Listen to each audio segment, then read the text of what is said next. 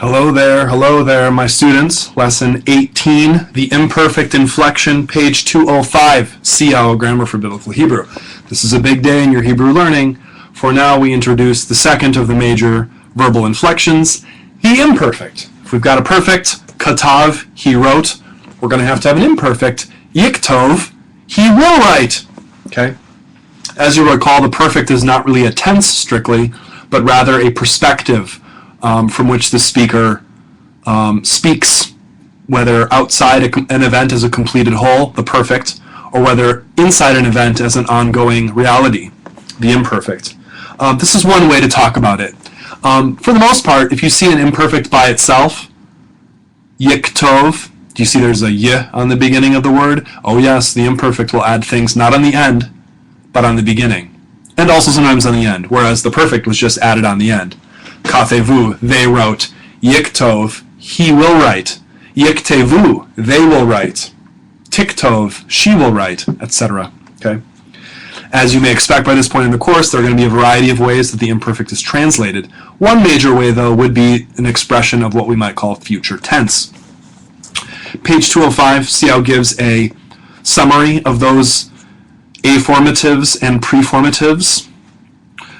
Things that are at the end of the letter, or end of the word, affirmatives, and things that come before the stem, the preformatives. Y, t, I, a, y, u, t, na, and n for first come in plural. Do you see that? Yeah, I know, you're like, well, look, the third feminine singular and the second masculine singular are the same. Yeah, exactly. Look over at the plural. The third feminine plural and the second feminine plural are the same too. Context will tell you the answer. Before we get to the PL and the Hifil imperfect, which Seow will introduce to us later, let's just start with the call imperfect. For that is what Seow does. Page 206, he gives you a chart of two kinds of imperfects, how it can look. The most basic form, he gives you shamar, to keep. Watch how this goes, page 206. Yishmor, tishmor, tishmor, tishmeri, ashmor. Yishmeru, tishmorna, tishmeru, tishmorna, nishmor. Okay. He will keep, she will keep, you lady will keep, I will keep. They will keep, they, feminine will keep. Here we have feminine and masculine differentiated in the plural, unlike in the perfect. Second masculine plural, you all, masculine will keep. Second feminine plural, you all feminine will keep. Nishmor, first common plural, we will keep. Okay? He gives you another example there of how it could look with a verb like kaved, that stative form, a, as opposed to a, with the vowels. Yikbad, tikbad, tikbedi, echbad. Yichbedu, tichbadna, tichbedu, tichbadna, nichbad. Okay? Do you see how that works there? That vowel, either for yishmor, or the O, or for yikbad, the A, we could refer to as the theme vowel, okay? A lot of times, strong verbs will just fall into that I-O pattern, like yishmor, or yiktov, or yimlok, he will rule as king, etc. But others have other things, okay? And you can see his notes there on page 207. Please read them, as always. The uses of the imperfect, pages 207 through page 210 at the top. We get several pages of usage. A lot of different things. Most basically, as I said, future tense type stuff. So if you see an imperfect on its own, just go with future tense. That's a nice default way to do it. So page 207, number 3, 1 Kings 1:24. Adoniyahu yimlok acharei. Adoniyahu yimlok acharei. Adonijah yimlok will be king after me. Acharai, actually I should say. It's in pause there, acharai. Adonijah will be king, yimlok, after me.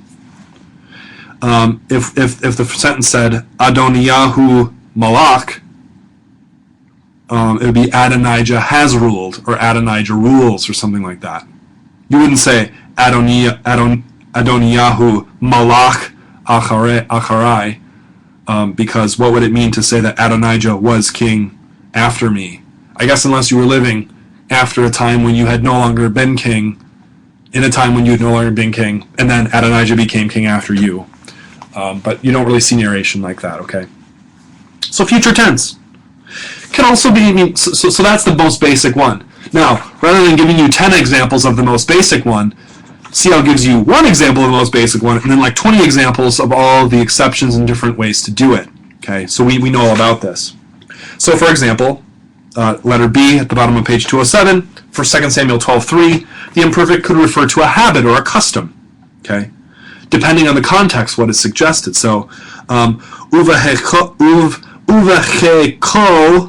tishkav. And in his bosom, in his chek, it would lie down. Tishkav, referring to the ewe lamb, thus third feminine singular. Okay, tishkav. See that tish on the beginning? Tishkav. Okay. Now the ewe isn't mentioned there, but the idea here is that in this parable, this is Nathan's parable to David, he's saying that this is what this little ewe lamb would do. So you might have to use something like would or used to, okay? Page 208. We even get page 208C. The imperfect is frequently rendered by what we call the modal in English. May, should, could, would. We have all kinds of words for that in English. I may do this, I should do this, I could do this, I would do this. Those words all have different meanings in English, and it can be quite nuanced. In Hebrew, you just get the imperfect, okay? You got to kind of feel it out. It's interpretive, okay? How about Exodus 5:2? This is Pharaoh talking. Or at least, right, Pharaoh talking. Mi Adonai asher eshma bekolo. Who is the Lord that I will hear? You see Shema, the root there. You see the aleph on the front for first person. Mi Adonai asher eshma bekolo, his voice, or to his voice. How would you translate eshma there? I will hear? Who is Yahweh that I will hear his voice?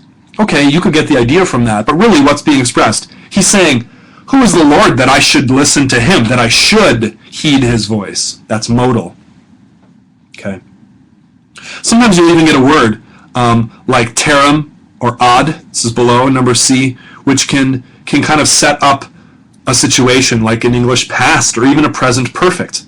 Terim yishkavun. Terim yishkavun, Joshua 2:8. Before they lay down. Okay, so terim means before. So that's gonna mean something down the road then in your translation. Or ad, Genesis 38:11. Ad yigdal shelah beni. Until yigdal, gadal, grow big, grow up. Until he grows up, Shelah, my son. Until Shelah, my son, has grown up. So it can be within a narrative marked by words like ad and so on. You can also get expressions of will.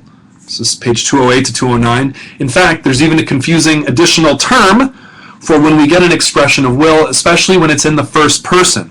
And you even get a slightly different form. Page 208, number 4a, Numbers 21:22. Ra. Do you notice that the verb there is avar, pass through? You get your aleph on the beginning for first person, but then what's that on the end? The is part of what we call the cohortative, which is translated as may I or let me. Okay. Ebera ba'atseka, let me pass through your land. Okay. Also the same thing in the plural. Notice Genesis 31:44. Nichraita belith. Karath means cut. Nikrath would mean we will cut, except it's nikratha, cohortative. Let us cut a covenant, or let us make a covenant. Cutting a covenant is just the idiom of covenant.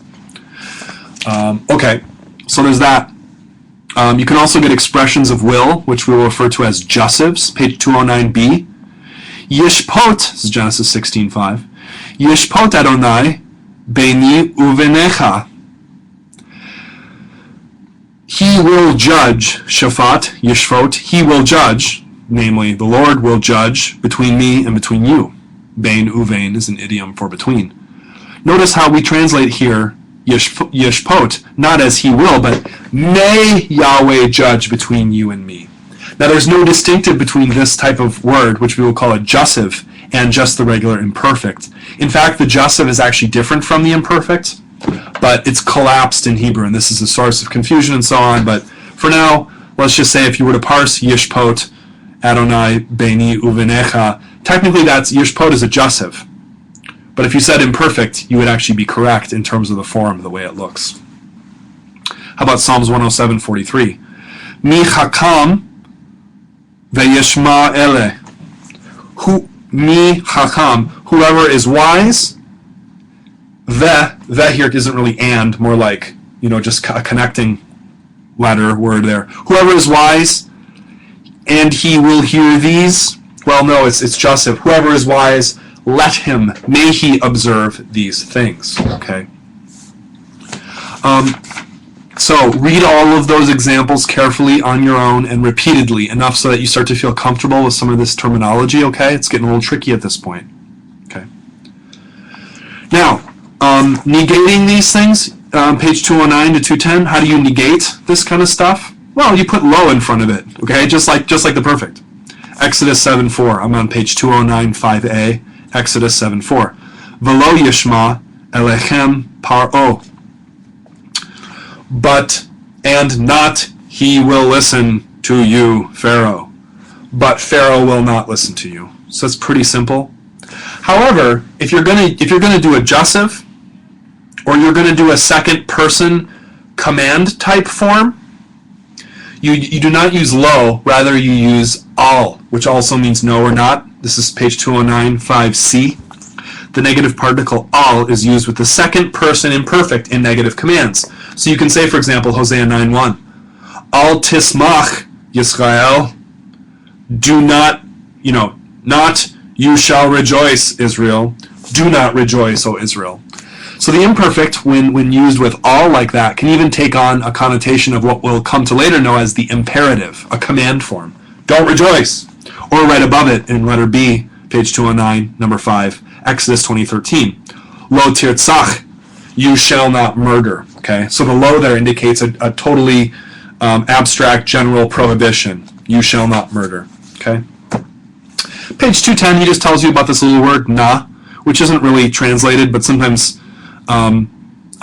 used to be translated like I pray or please or something. It just depends how it's used. It's kind of like hine. You can ignore it a lot of the time, but it marks a certain kind of speech when a speaker is exhorting or asking or pleading with someone to do something. Jonah 1:14 on page 210. Al na novda. Not we may perish. Do not let us perish. Okay? We get our typical list of vocab words on pages 210 through 211. Okay, and more verbs: bala, swallow; ba'ar, burn; ga'al, redeem; za'ak, cry out; all this kind of stuff. Notice that sometimes Seow will give you some notes, like on page 211 for katar, burn incense. It says p and hih there to remind you that verb appears really in the pl and the hifil most often, or even exclusively. Okay. Have fun doing these exercises. Get used to the imperfect, and I would suggest, along with memorizing the perfect paradigm, katav, kateva, katavta, katavt, katavti, that whole thing, you should also memorize on page 206 the basic strong verb for the imperfect. Yishmor, tishmor, tishmor, tishmeli, eshmor, yishmeru, tishmorna, tishmeru, tishmorna, nishmor. Memorize it like a chant, memorize it like a song, do what you need to do, but get that in your head, okay? The imperfect.